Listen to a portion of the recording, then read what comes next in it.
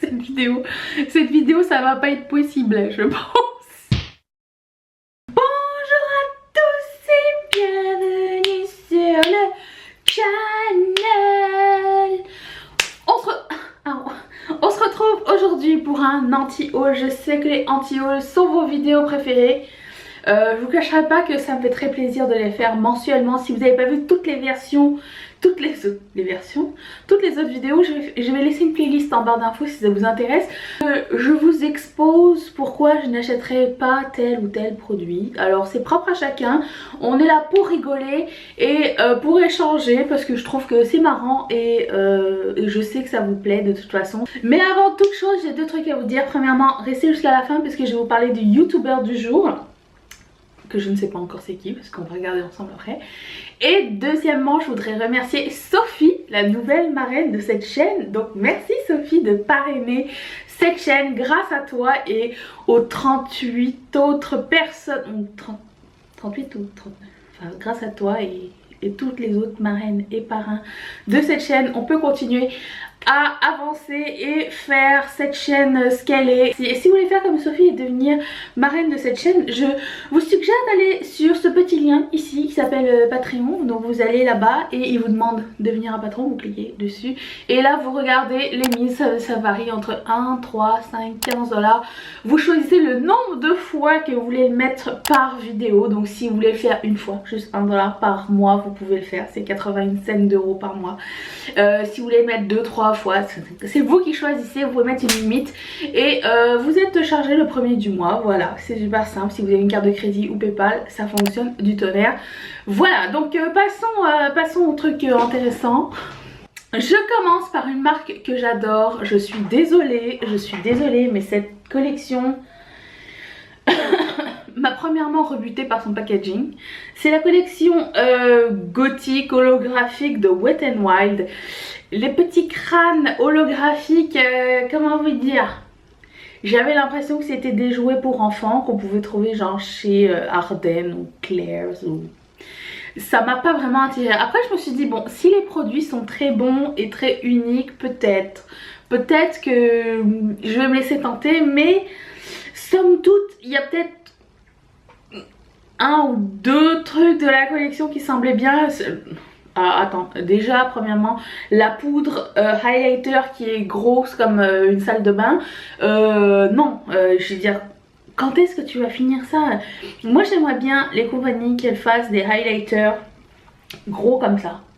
Comme ça on peut en acheter plein de plusieurs couleurs et éventuellement les finir. Les pannes comme ça de highlighter, j'aimerais beaucoup pouvoir le mettre comme un fond de teint, mais ça n'est pas possible apparemment.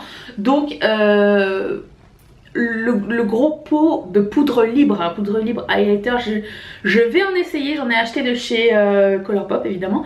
Je les ai pas encore essayés. Si vous voulez que je le mette dans une revue, dites-le moi dans les commentaires, ça va me faire grandement plaisir.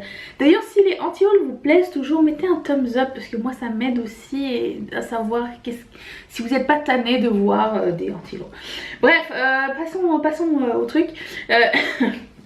Donc Wet n Wild, la collection holo. Après j'avais été attirée par les rouges à lèvres, les liquid lipstick holographiques. Et quand je les ai vus en revue, je me suis dit non c'est pas possible, c'est juste transparent.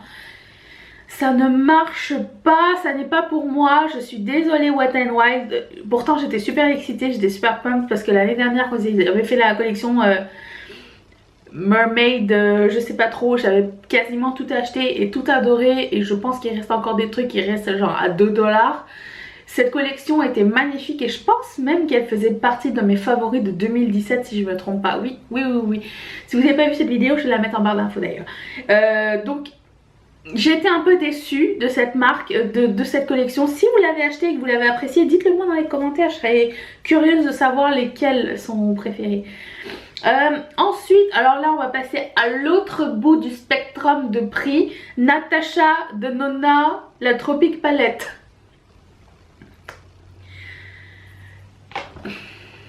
Ça va être la même chose que la Sunset Palette, je pense que je veux dire le prix est un peu trop abusé. J'ai vu qu'elle faisait des mini palettes à 30 $, les 5 fards.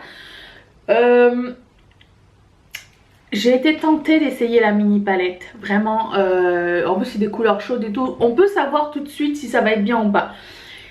Les revues ne sont pas extraordinaires. Est-ce que vous voulez qu'on l'essaye sur cette chaîne? Ça me ferait vraiment plaisir de faire un crash test direct avec la mini palette de Natasha Denona. Est-ce que ça vaut la peine ou pas? Ça coûte quand même 30 $ pour 5 mini fards, mais je serais prête à tenter. Mais la Tropic palette, j'ai été un petit peu déçue, outre le prix bien sûr qui est complètement outrageux. Je ne sais pas pourquoi. Il y a juste 5 couleurs brillantes en bas. Pourquoi? Le reste c'est des mats neutres pour pouvoir... Ok, je peux comprendre que c'est pour pouvoir travailler, mettre un pop de couleur avec le reste. Mais je trouvais pas que la palette justifie son prix à cause de ces mats là. Je sais de réputation que les mats de Natasha Denona sont excellents. Après si vous aimez les mats et que vous voulez mettre des pops de couleur, c'est peut-être envisageable si vous avez le budget. Mais pour moi c'est quand même... c'est pas justifiable. Vraiment pas justifiable. Donc je passerai mon chemin pour ceci. Prochaine affaire. J'en ai deux de chez MAC. La première c'est la collection Nico Panda avec MAC. Donc Nicola Formichetti ou Formichetti, je ne sais pas comment on dit. Je vous invite à corriger en bas. Je l'aime bien. Je sais qu'il a été créatif directeur de chez Mugler. C'est comme ça que je l'ai connu parce qu'il avait fait défiler Lady Gaga à un moment donné dans un habit en laine de capote. Enfin, bref, si vous l'avez vu, vous comprendrez. J'aime bien sa fibre créative, mais la collection avec des petits pandas, surtout MAC. Je sais que MAC ça va pas être donné, je sais que quand ils font des collaborations ça va être plus cher. Et il n'y a aucun produit qui m'a vraiment intéressée dans toute cette collection. Je ne suis pas fermée, absolument pas fermée aux collaborations de MAC, mais ils en font tellement et les produits sont tellement pas uniques en mon sens que je pars toujours refroidie et j'attends d'être, comment dire, j'attends de me tromper en fait. Bye you. Entrez madame. Donc Nico Panda t'aimes pas? Comment je t'ai prise? Pauvre cocotte. C'est vraiment pas mon truc du tout. Donc je vais passer mon tour là-dessus. Ainsi que la collection avec Jeremy Scott. Si vous le savez pas, j'adore Jeremy Scott. J'en ai déjà parlé à plusieurs reprises parce qu'il avait fait une collaboration avec Moschino. Parce qu'il travaille, il est créatif directeur de Moschino. Donc il a fait... Qu'est-ce que tu fais? Il a fait une collection avec Sephora qui ne m'avait pas du tout plu, que j'ai trouvé extrêmement gadget. Et bref, c'est ça. Donc Jeremy Scott c'était un peu... oui, je l'adore. Je sais pas qu'est-ce qui se passe avec la collection avec MAC. J'ai été la voir en magasin. J'étais intéressée, intriguée par les couleurs parce que je les trouvais très jolies de la palette. Mais la palette est 2 fois grande. Mais les fards sont genre... Ça te dérange pas de m'embêter? Les fards sont gros comme ça.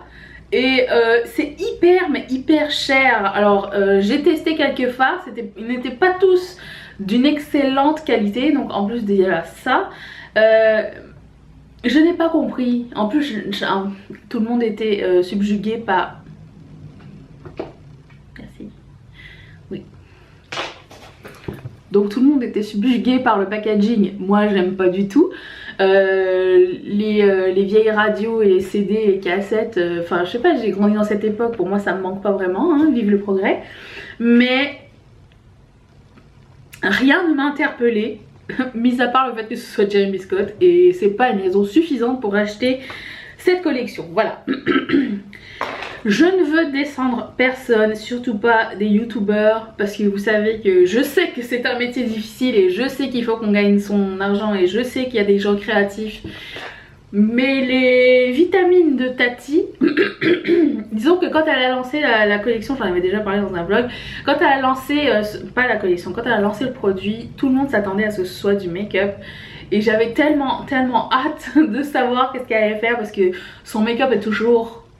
on point et ses looks sont toujours beaux, elle critique bien le make-up, j'adore ce qu'elle fait, j'adore sa chaîne. Ou ça ou une ligne de soins, ça aurait été super cool aussi parce qu'elle a une peau, mais en tout cas en caméra sa peau a l'air magnifique. Finalement c'était des vitamines. Alors je suis la plus sceptique du monde en ce qui concerne les vitamines. Je ne suis pas rendue à ce niveau là. Je sais que j'ai été sceptique de beaucoup de choses et j'ai changé beaucoup d'avis, mais les vitamines, je sais pas, peut-être que ça aurait dû arriver après en fait, je pense. Ça aurait été sympa qu'elle lance quelque chose d'un peu plus large en termes de reach, comment dire, en termes de public. Et qu'après ça elle lance ses vitamines peut-être, je sais pas. En plus c'est dur à prouver, savoir si ça fait vraiment ça a vraiment des résultats, comment dire, miraculeux comme elle le dit. Donc je sais pas, j'étais un peu rebutée par ce produit. Je suis à fond Tati, j'espère qu'elle va faire d'autres produits. Elle a dit qu'elle allait en faire, je suis là pour toi. Mais les vitamines, non. Alors, passons à Urban Decay. J'en ai deux. La Mini Heat Palette.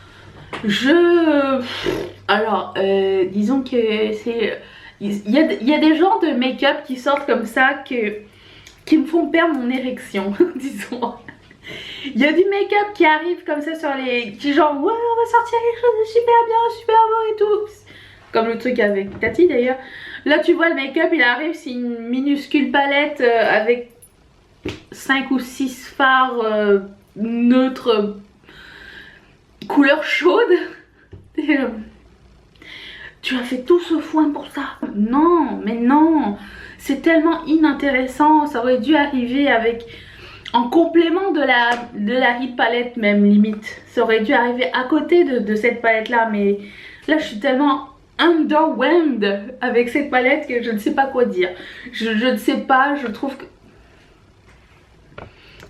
Arrête. Mais l'autre palette que j'avais mis dans ma vidéo, ma prochaine vidéo wishlist, parce que ça s'en vient au début du mois d'avril, qui dit vidéo... Arrête, vidéo de haul dit vidéo de wishlist, parce que j'ai décidé qu'on ferait une contrebalance. Ça suffit, oui. Arrête. J'ai décidé qu'on ferait une vidéo positive et une vidéo... Arrête. Et une vidéo un peu plus... pas positive et une vidéo négative, mais disons que... c'est bien d'avoir les deux. Chassou, ça suffit maintenant. Cette vidéo ça va pas être possible, je pense. Cette vidéo n'aura pas lieu. Bref. La Backtalk palette de... c'est Backtalk. Je pense que c'est ça, oui. De Urban Decay. Quand je l'ai vue, j'étais comme... Je la mets dans ma wishlist. Elle a l'air trop belle, j'adore que ce soit des couleurs rosées, un peu froides, un petit peu chaudes, avec un petit peu de fard à paupières, un petit peu de highlighter. J'étais in, j'étais complètement in pour cette palette. J'étais là, j'attendais la date. J'ai vu des revues et toutes les revues semblaient catastrophiques. Dans le sens où à chaque fois que je voyais les gens blender, estomper le fard à paupières, toutes les couleurs se mélangeaient ensemble. Et je me suis dit mais non, ça se peut pas, quelle déception, pourquoi? Ensuite il y a une gamme de make-up assez étrange j'ai trouvé chez ELF. Ils font du maquillage exprès pour aller au sport. Vous vous maquillez pour aller au sport ou c'est juste moi qui me maquille pas pour faire du sport? J'ai l'impression que mon fond de teint va dégouliner dans mon œil puis que je vais avoir une myxomatose en fait. Vous saviez que ça allait venir dans ce anti-haul si vous me connaissez bien, mais Tarte et la Mermaid collection.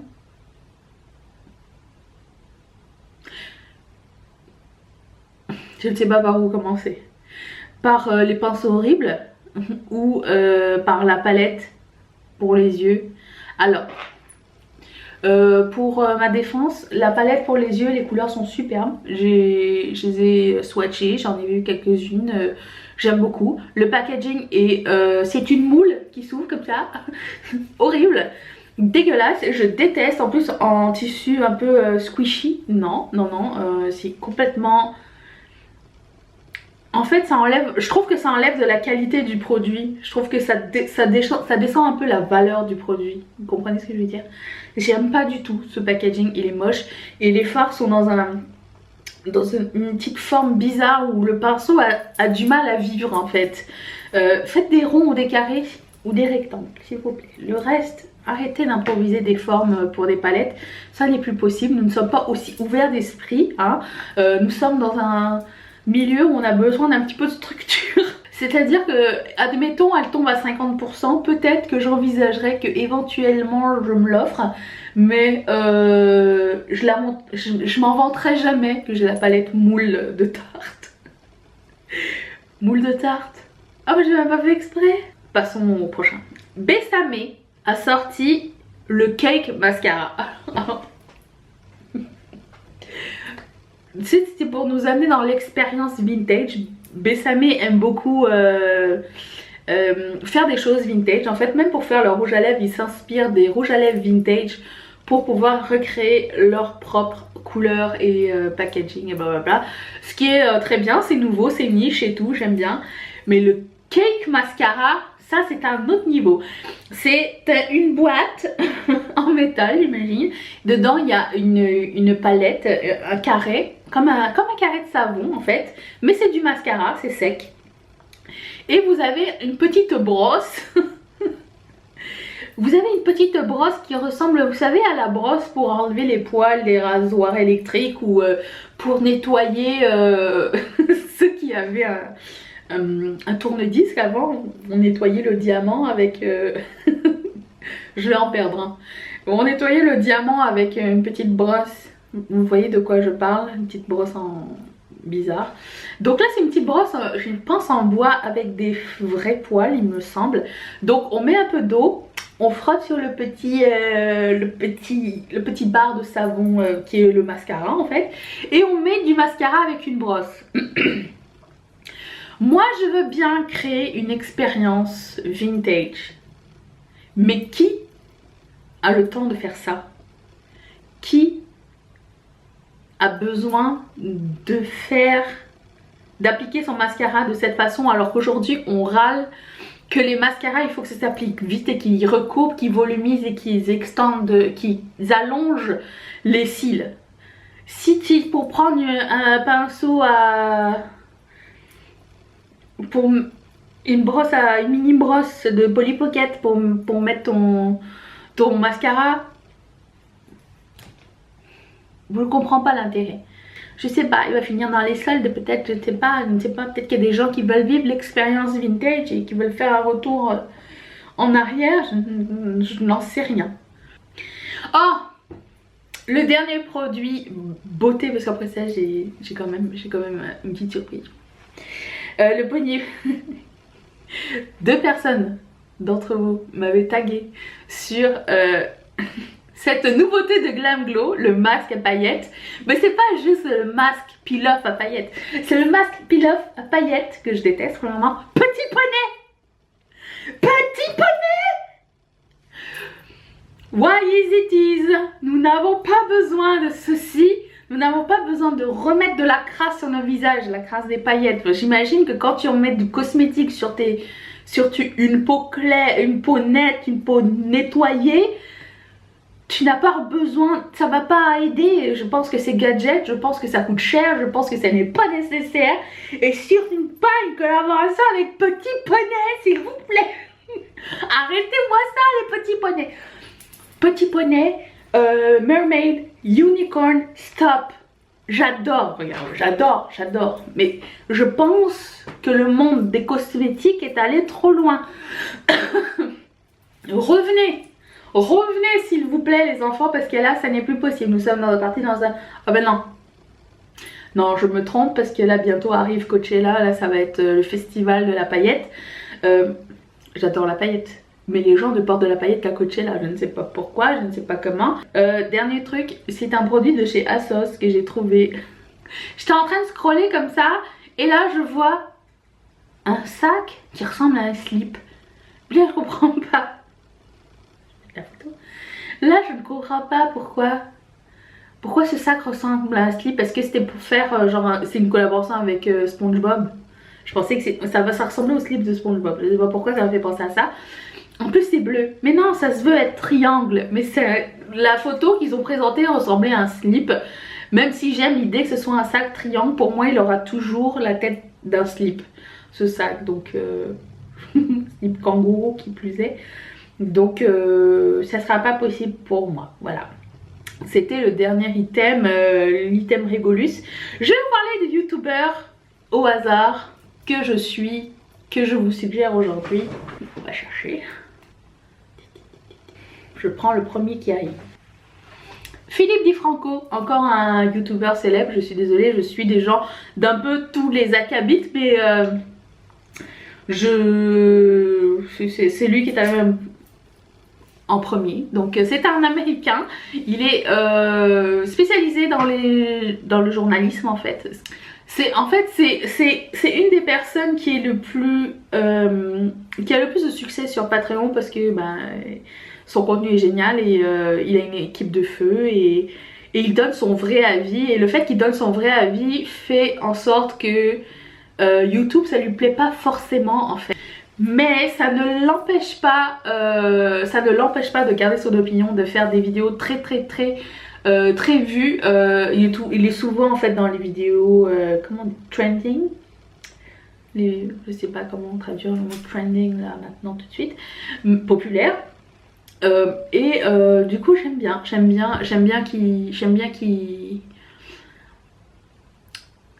qu'il soit lui-même et qu'il donne sa vraie opinion et qu'il soit surtout ouvert aux opinions des autres, et quand il fait des boulettes j'aime bien qu'il revienne sur ses boulettes et qu'il dise pourquoi il s'est trompé.